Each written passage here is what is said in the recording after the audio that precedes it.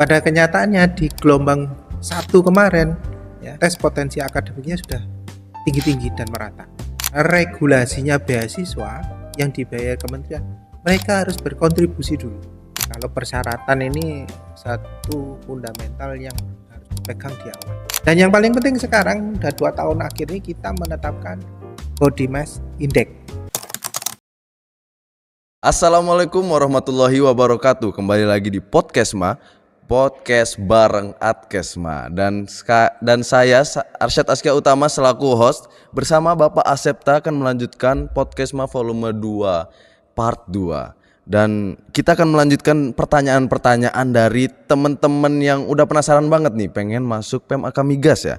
Ini udah banyak banget pertanyaan-pertanyaan yang udah ditujuin sama kita. Dan sekarang ada pertanyaan, kita langsung saja Pak ya. Langsung ke pertanyaan pertama hari ini. Ada dari Leora_Patilia. Nah, bagaimana sih Pak peluang kerja lulusan PMAK Migas? Mohon sertakan contohnya dari alumni-alumni. Nah, untuk Leora mungkin pengen tahu alumni kita serapannya seperti apa, boleh Bapak jelaskan sedikit. Oke, terima kasih Mas Tama. Ini pertanyaan yang berbobot sekali kan, ya. Karena masuk ke PMAK Migas ya, tujuannya untuk mencari pekerjaan yang layak gitu ya, investasi jangka panjang. Jadi kalau Anda kuliah ya, tujuannya mencari pekerjaan yang nantinya menjadi fondasi hidup. Nah, ini yang memang banyak ditanyakan orang tua khususnya dan anak-anaknya sendiri untuk yakin bisa masuk di sini. Nah, ini satu kesempatan untuk Anda bisa dengarkan di podcast hari ini. Jadi yang data valid ya, data valid 2 tahun terakhir lah paling enggak ya. Jadi alumni kita ya, kemarin 2024 dulu. Sebelum wisuda itu sudah sekitar 35%. 35% saat pengukuhan wisuda itu sudah mendapatkan pekerjaan. Setahun kemudian sudah naik menjadi 60%. Ya. 2025 sama, trennya naik. Ya, meskipun tidak banyak ya sekitar 39%. Ya. Sampai sekarang kita pantau terus sudah menunjukkan angka ke sekitar 55%. Ini kita yang kesulitan tracernya. Jadi kadang malu, ada yang di sana terus temannya masih di sini kan gitu. Nah, gengsi ya. Anak-anak sekarang gitu. Padahal gajinya juga sudah lumayan. Nah, alumni yang sudah berprofesi ini mulai dari yang dulu ya, senior kita dulu itu sudah ada yang jadi VP. Yang sekarang yang update ya, ketua BPH kita, ya, BPH Migas ya, itu dari alumni kita ya. Yang sekarang banyak sekali. Jadi alumni yang memang ada di Pertamina, di Elnusa, di Medco, di Exxon ya. Ini sudah banyak berkiprah baik di hulu sampai hilir. Dan ada juga yang di luar negeri. Ya, di Qatar ada gitu ya. Di Saudi Aramco juga ada. Cuma ya nggak pernah muncul, tapi kalau ditanya ada ya itu. Jadi tidak hanya bekerja ya, magang pun sudah bisa di dunia industri yang tarafnya internasional. Schlumberger, SLB ya, Halliburton ya, dan perusahaan-perusahaan sektor yang lain. Mantap ya pokoknya. Oke, jadi buat Leora nanya nih peluang kerja lulusan PMAK Migas ya, biarkan data saja yang berbicara lah ya. Nah, buat pertanyaan selanjutnya, Raflesia_Haselti. Pertanyaannya itu katanya PEM mau nambah kapasitas mahasiswa. Terus PEM kira-kira sudah siap belum ya dengan pertambahan PEM kapasitasnya itu? Kira-kira seperti apa, Pak? Oke. Ini isunya dari mana gitu ya? Nah, ini dapat infonya info dari mana? dalam atau dari mana ya? Saya belum buka informasi ya. Jadi kalau kapasitas ya, kapasitas kita tumbuh ya, jadi grow up terus untuk PMAK Migas. Yang dulu kita student body-nya mulai 900, 1000, sekarang sudah 1200 ya. Dan PMB di tahun ini di edaran kita buka 390 mahasiswa. 390. 390. Yang tahun kemarin 460 Pak gitu ya. Ya. Itu dengan kerjasama. Nah kita lihat dulu ya, teman-temannya kerjasama dari Pemda Industri ini sampai gelombang 2 ini sudah buka peluang enggak? Kalau enggak buka peluang, masih pendanaan dari mereka masih terbatas, maka saya coba open. Ya, opennya berapa? Ya nanti kita lihat ya, apakah sampai 450, 450 dan kita lihat. Dan kapasitas di asrama kita juga bertambah. Ya, kita ada Veatra 3 yang rencananya akan dibangun sampai lantai 4 atau lantai 3 ya, nambah 300 kamar rencananya. Ya, belum tahu juga ini ya, 300 kamar nambah. Tapi tentunya dengan 300 kamar bukannya berlebih, jumlah student body kita bertambah. Insya Allah di tahun 2026 ini kalau kita achieve bisa 1.500-an. Dari 1.200 jadi 1.500. Karena apa?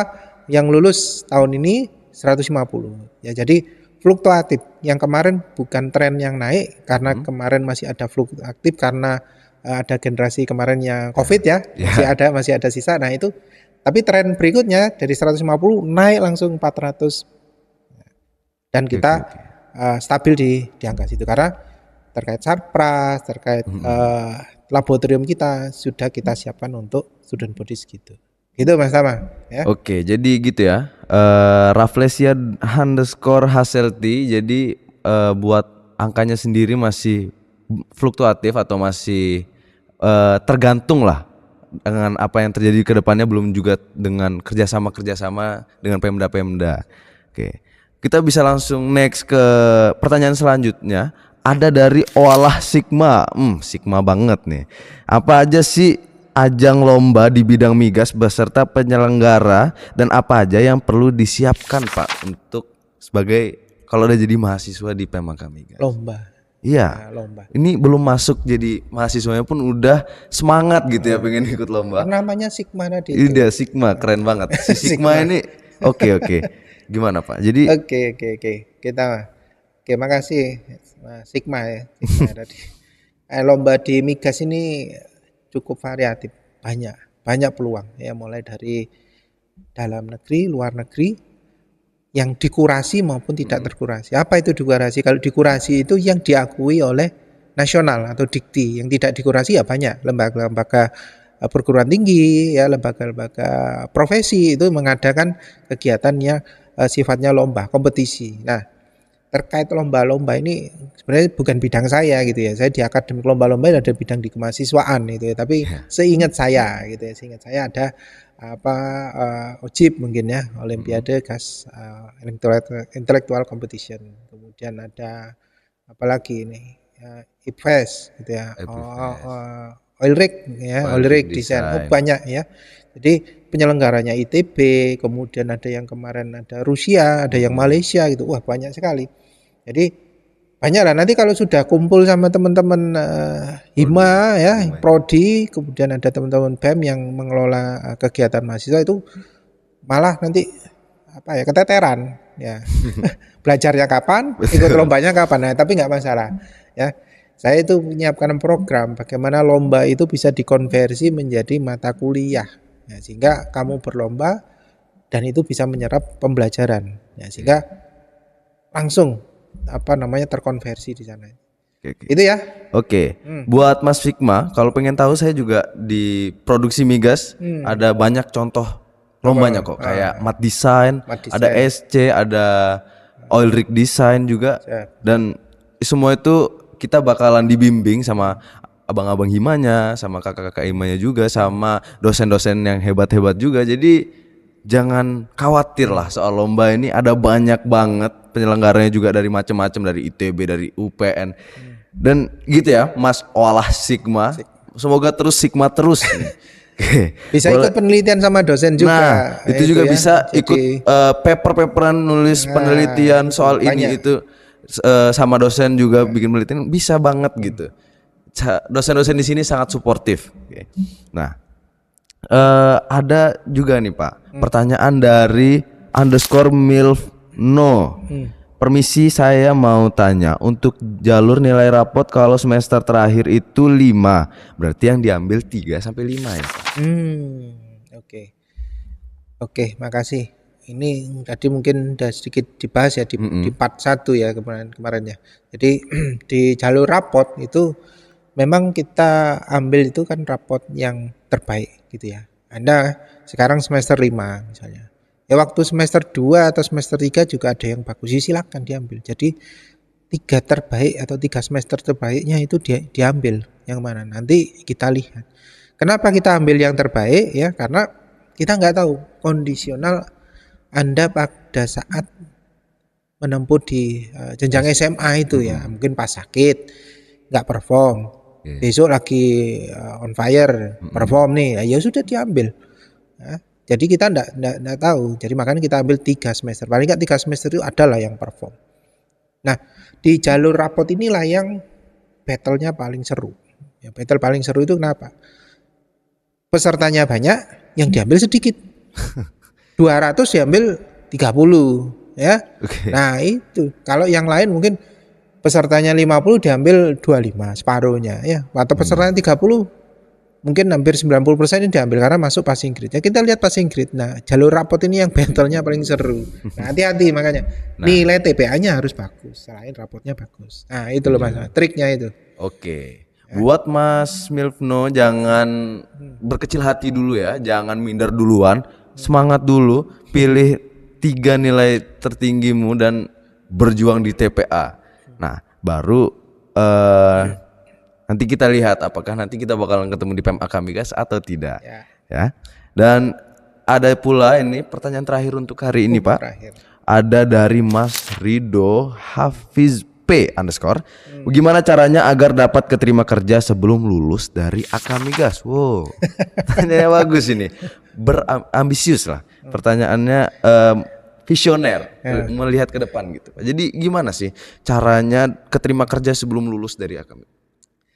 Oke, makasih, pertanyaan bobot banget ini ya, hari ini bobot banget. Jadi gimana caranya keterima kerja bahkan sebelum lulus kuliah. Jadi kalau di PMA Kamigas ya semester 1 basic ya, basic science ya, semester 1 dan 2. Tingkat 2 sudah mulai mendalami basic engineeringnya ya.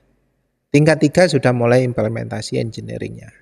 Semester 4 sudah tingkat 4 sudah mempraktekkan. Jadi ada tahapannya. Nah, tahapan-tahapan demi tahap itu yang Anda perlu cermati. Ya. Di sini tidak hanya output yang dicari. Output itu apa? Nilai. Punya IPK, nilai IPS-nya ya. Tapi outcome. Outcome itu ditanya Anda bisa apa? Dari outcome itulah Anda bisa mengeluarkan portofolio. Kalau Anda bikin CV, portofolio itu yang dibangun. Nah, dokumentasikan ya hal-hal terkait praktikum, ya, kegiatan-kegiatan ekstra gitu ya. Tulis di mana? Sekarang ada LinkedIn. Nah, tulis dalam bahasa Inggris. Tag temennya, tag perusahaan, tag ini, tanya. Beberapa bimbingan saya kemarin gitu, sukses. Alhamdulillah. Dia bisanya PLC, ya sudah PLC aja, konsisten. Ya di tag orang, ditanya orang, ditawari orang, ya untuk mau di tempatnya. Ya mereka pilihan. Nah, yang kedua adalah kompetensi teknis. Kompetensi teknis itu apa? Sertifikasi.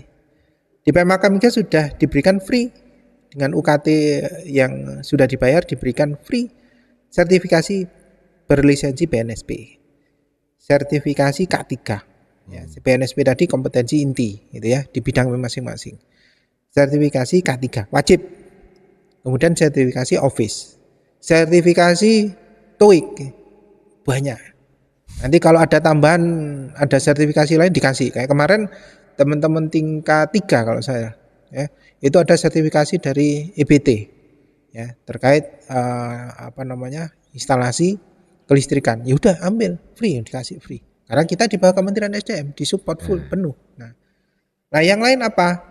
Kontribusi saat magang. Ini yang paling penting. Ya, kalau sudah punya kompetensi portofolio, magangnya di tempat yang bagus. Ya. Kemarin teman-teman yang dari SLB, ya mungkin dari El Nusa, yang lain Medco juga, itu dia bisa mempraktekkan atau bisa memberikan kontribusi project.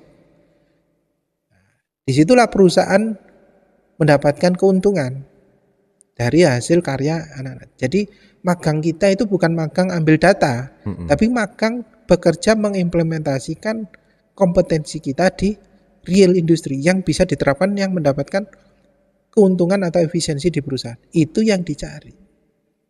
Ya. Kalau sudah kompetensinya dapat, magang, peluangnya dapat. Nah, peluang itu kalau kita nggak dikemas dengan baik, hilang. Banyak orang yang punya kemampuan yang sama. Yang berikutnya adalah soft skill. Nah, ini yang paling penting. Soft skill. Soft skill ini jarang dipunyai oleh yang lain. Jadi kalau sudah punya kompetensi, soft skillnya ditunjukkan, punya jiwa kepemimpinan, visioner tadi, ya salah satu pertanyaan tadi. Ini tentunya gabungan yang sangat solid untuk dikombinasikan. Nah, inilah kuncinya. Sebelum wisuda bisa masuk karena ini.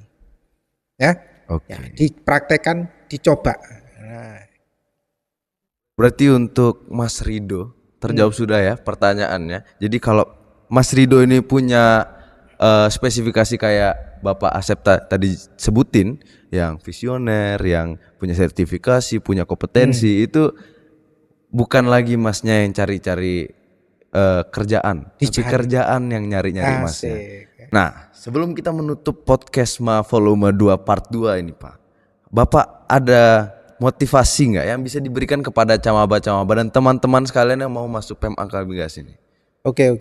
Jadi pertama ya, sektor energi ini adalah fondasi dari kehidupan kita. Ya, dari bangsa ini, dari dunia ini gitu ya. Setiap lampu yang menyala, listrik yang menyala, ya, energi yang kita pakai gitu ya, di rumah, di pabrik gitu ya, semua membutuhkan energi, resource. Ya, resource-nya dari mana? Ya, bisa konvensional, bisa renewable dan lain-lain. Nah, untuk menciptakan resource yang clean, ya, kita menuju transisi energi, butuh orang-orang yang cerdas, orang-orang yang profesional, orang-orang yang tangguh. Ya, tentunya punya karakter dan berdedikasi tinggi. Nah, PEM Migas hadir untuk itu. Jadi menjawab tantangan yang Anda inginkan. Anda ingin menjadi salah satu profesional di bidang ketahanan energi, ini tempatnya. Ya. Nah, tentunya tidak hanya mencetak lulusan yang profesional di bidang akademik, tapi juga dia siap terjun di industri, ya. Kemudian punya karakter yang kuat, punya integritas tinggi, kompetensi yang diakui secara nasional maupun internasional. Inilah yang mungkin bisa dibanggakan ya oleh Anda sendiri, oleh orang tua maupun saudara maupun orang-orang yang Anda cintai. Belajar di sini cukup 3 tahun di bangku kuliah, 1 tahun di luar untuk mengimplementasikan. Saya yakin nanti akan mendapatkan masa depan yang cerah di PEM Migas. Saya ingatkan, kita tidak hanya menjanjikan pendidikan yang berkualitas, tapi kita berkomitmen ya, memastikan kalian siap berkarya untuk negeri ini. Jadi moto kita apa? Energi untuk negeri. Jadi bukan sekedar tagline, tapi misi kita setiap hari semangat, jangan ragu. Sampai ketemu dengan kami di sini, saya dan teman-teman yang ada di sini, kita bergabung di Cepu PEM Migas. Gitu Mas Tama. Makasih. Oke.